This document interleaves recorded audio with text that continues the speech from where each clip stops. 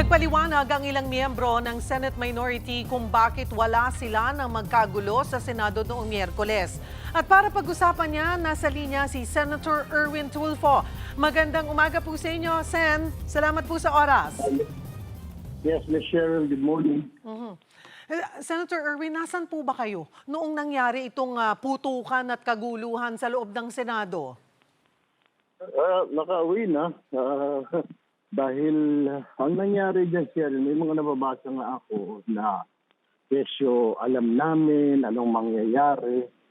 Actually, the reality was that noong umaga pa lang, sabi na kasi na meron daw all members caucus. Ibig sabihin lahat, majority, minority, na ipapatawag si Senate President Cayetano. Bandang alas 2 ng hapon or alas 3 during the session, nagbago, sabi, all majority caucus na lang. Kasi minority, so ano pang gagawin namin? So, I left the Senate ng around 6 o'clock. That's the time that I left. So, lahat kami nagsialisan. Kasi kung majority lang ang magkukaucus, ano pang gagawin namin doon? Besides, yung majority, in fairness naman, nag-caucus sila dahil selection na ng mga committees kung sino magiging chairman of various committees daw. So yun po yung kwento that nakaalis na po lahat ng minority senators natin bago nagsimula yung tensyon. Ang pinaka-last yata na umalis was si Senator Win at saka si Senator Soto. Sila yung pinaka-last na umalis ng Senate. Kasi nga, ano pang gagawin namin doon ni Cheryl? Hindi naman kami kasama sa caucus, sa minority kami. So, what else can we do? Umalis na lang. I mean, ako meron akong dinner. So, mga ibang kasama ko may mga meeting. That's what happened. That's the truth. Sen, kailan mo nalaman, paano mo nalaman na nagsimula na nga o nagkakaroon na nga, nagbi-build up na yung tensyon hanggang umabot na sa putukan, yung nangyari po sa Senado? Well, Jericho, my chief of staff, Javier, was the one who texted me. I was having dinner. Sir, nagkakaputukan po sa Senate. So I called him up, said what happened. Then he was explaining, may nagpaputok daw, inatake, nilusob ang Senate. That was the story. Yung kaya ng unang pumutok, nilusob. We are under attack. Tapos nakita pa na si Senator Cayetano was talking about it na under attack ng Senate. May mga kapwa po kayo, Senador, na nakakatanggap ng mensahe daw na umalis na sa premises dahil magkakaroon ng tensyon. Wala ho ba sa mga minority senators na nakatanggap ng ganoong text din? No. Nalaman na namin we're already out eh. I mean, na may kaguluhan. Tapos yung nag-live na nga sa mga online news, sa mga TV, sa mga radio. Doon na lang namin nalaman, pero we're already out of the Senate. Ano po yung inyong naging reaksyon na hindi lang simpleng tensyon ang nangyari, umabot sa ganitong klase ng gulo o yung putukan na nga dito po sa Senado, Senator Erwin? Well, actually, ang masasabi ko lang dyan, Ms. Cheryl, dapat maimbestigahan talaga yan. Who started what or who started really this putukan? Is it from the Senate or is it the NBI? Kasi we are hearing two different versions. Sa NBI, ipakita ng NBI ng may letter ang GSIS official sa kanila na magpadala ng NBI para to secure their building. Ang osaan naman saying na ang NBI nagpaputok. The NBI was saying may mga videos na sila nga naglalabasan na unang narinig yung putok doon sa loob ng Senate. So, we really don't know. I guess it's very hard to speculate. I think the best way, we just have to wait siguro for the outcome of the result. After all, there's an ongoing investigation. The BIL is conducting an investigation. Secretary John Vic, and then also the Senate will be conducting its own investigation. The NBI will also do its investigation. So I guess it would be proper if we'll just wait for the results and compile all these results of their respective investigation so that we can finally say what really happened, what transpired. Well, initially right now, it's just na the Senate OSA fired the first shots. Pero they're saying no, we just returned fire because there's a certain person, a driver, the NBI allegedly fired 5 shots. So we have to. It's very unfair, Michelle. We really have to wait for the outcome of the investigation. Gaano kalaki ang naging epekto po nito sa imahe at kredibilidad ng Senado? Ako, sobra. Sabi nasa damagin mo. I mean, kung sa Korea, ang mga at ibang bansa na yung kanilang mga Senate, yung Parliament, yung pamabalita, dahil sa mga suntukan, ito, baril lang talaga kahiyaya. We were in the headline news in the U.S., we were all over the place. CNN, Reuters, ABC, News. Tapos ang nangyari putukan, parang nakakahiya. The institution was really under attack. It seems like the institution was under attack. Tapos, ay masama pa, may mga nakita ko sa foreign wire, ito yung foreign news, kasi nasabi, question like, was it staged? Ika nga, parang drama. Yes. Nakakahiya naman. Nakakahiya. So, we really have to do something. So, the investigation must really be accomplished right away para then we can say something na kung sino may mga kasalanan. Kung stage ba rin, then so be it. Kung inatake, then sino ba itong mga umatake? Kailangan silang managin, di ba? At ngayon nga po ay after nung kaguluhan, around 2:30 in the morning, when did you learn then, Senator Erwin, na wala na pala o ang ginamit din naman na term ng asawa ni Senator Bato ay tumakas, ano? Or lumabas na, nakaalis na ng Senado, itong si Senator Bato de la Rosa? I think it was around 8 or 9 a.m. May mga lumalabas sa social media na wala na si Senator Bato, etc. So I have to wait for confirmation because we saw just reports in the social media. Tapos finally, I think around 10 or 11, there were already reports na Senator Bato left the Senate premises. So that's where I learned it around 10 or 11 a.m. in the morning already. So what was your reaction? Well, actually, it was like, hindi naman siya namin tinulong, di ba? So, I mean, he's there for protective custody. Anytime pwede naman siyang umalis, di ba? Dahil hindi naman siya custody because may kaso siya. He was just there seeking for protection. And then, the only thing is like, may mga nagsasabi na kailangan, hindi po pwede yun. Pero may precedent kasi, I'm in the minority, don't get me wrong, okay?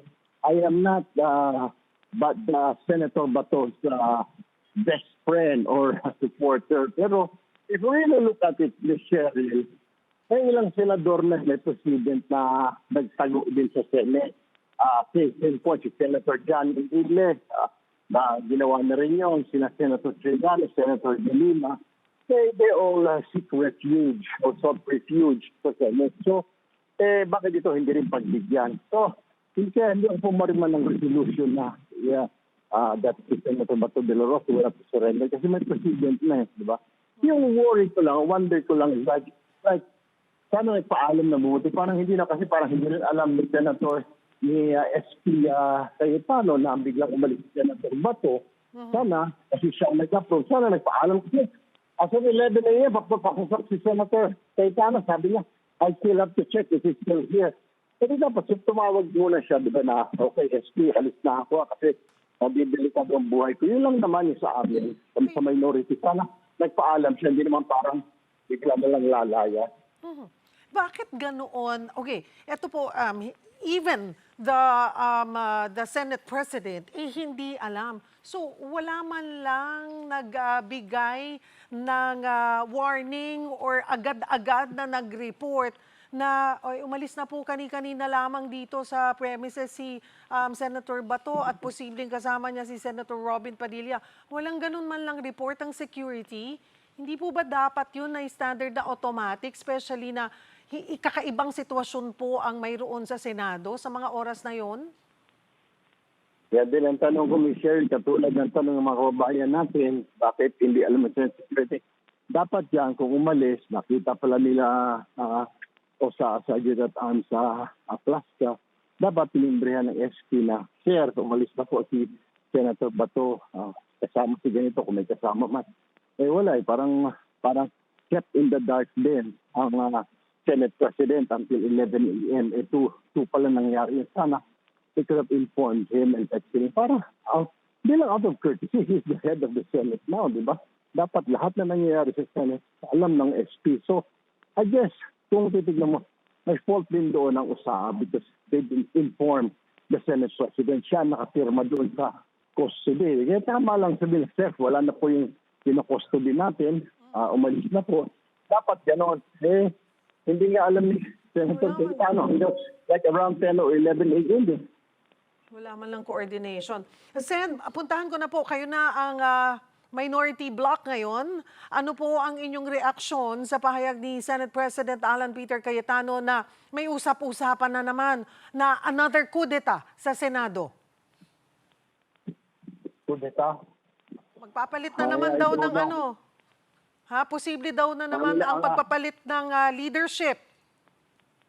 Ang inaantay lang namin magkapatid, kami tumawag sa amin kasi last time walang tumawag. Baka pag walang tumawag, yung masasabi namin ni Sen. Rafi, walang kudeta. Kasi walang tumawag sa amin yung nakaraan. So, we're just waiting na somebody will call us, di ba? Na, saan ka ba? Ganun usually, Michelle, ganun, saan ka? Dito ka o doon ka. So, but since there's none up to this very moment, then I cannot speak like, cannot say na there will be a kudeta. Pero, natitignan mo ni Sherry, very manipis. So manipis. 13-9 to abstain. So, ibig sabihin nun, pag nag-abstain daw, sabi parang no na rin, parang ang vote. So, parang 13-11. So, sobrang nipis. Kaya, maaring mag-shift. Sen, pag tumawag nga sa inyo, saan ka ba? Sabihin ko, kausap ko si Cheryl Cosim. Sabi ko, paano ko masasagot? Sabi ko, nag-interview ako na TV5. Paano ko sasagutin sila? Ang sinasabi po, narinig namin na na-interview si Tito Sen, Senator Tito, na believe daw siya sa inyong dalawang magkapatid. Matibay daw ang paninindigan ninyo. Well, actually, I'd like to take this opportunity, Michelle. I'm sure there's a lot of the church group, the civil society.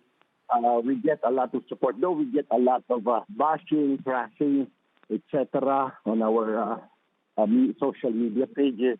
But there's a lot. Mas marami yung nagsasabi na we salute you, mga pare, mga obispo, CBCP, the civil society, mga professionals, mga teachers.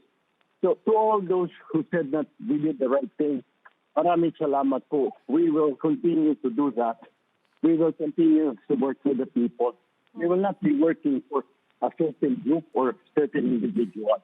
Because the people voted as Cheryl. Tao yung bumoto sa amin, hindi isang political party, hindi isang tao. So, may responsibilidad kami sa mamayan.